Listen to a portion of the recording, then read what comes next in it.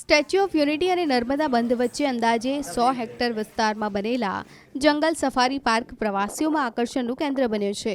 ત્યારે એસઓયુ જતા પ્રવાસીઓ માટે વધુ એક ખુશખબર આવ્યા છે. જંગલ સફારી પાર્કમાં પ્રવાસીઓ માટે નવું નજરાણું જોડાયું છે. આ જંગલ સફારી પાર્કમાં હવે તમને ઉરાંગ ઉટાંગ, જેગુઆર અને સફેદ સિંહ પણ જોવા મળશે.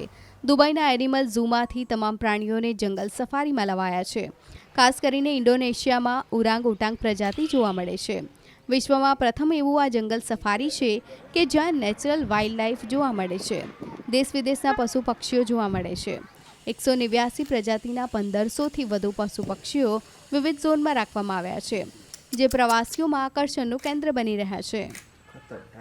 સ્ટેચ્યુ ઓફ યુનિટી એરિયાના સાનિધ્યમાં સ્થિત સરદાર પટેલ ઝૂલોજિકલ પાર્ક, જેને આપણે જંગલ સફારી પણ કહીએ છીએ, આમાં 6 નવા પ્રાણીઓ આવ્યા છે, જેમાં એક આફ્રિકન સફેદ સિંહ, 2 આફ્રિકન સફેદ સિંહણી, 2 જેગુઆર અને 1 ઓરાંગટાન, જે પ્રાઇમેટ્સ પ્રજાતિના એક પ્રાણી છે. એનો ઉમેરો અમારા સરદાર પટેલ ઝૂલોજિકલ પાર્કમાં થયું છે. જે લોકો અગાઉ જંગલ સફારીના મજા માણીને ગયા છે, જેને વિઝિટ કરી છે, આ લોકોને ફરીથી આમંત્રિત કરું છું. અને જે હજી સુધી સ્ટેચ્યુ ઓફ યુનિટીની મુલાકાત નહીં લીધી અને જંગલ સફારીમાં નથી આવ્યા, એને વિશેષ હું આગ્રહ કરીને અહીંયા આમંત્રિત કરું છું કે આપ આવો અને જે જંગલ સફારી આપણા second most visited attraction statue of unity એરિયાની છે, અહીંયા આવો અને આની મુલાકાત લો.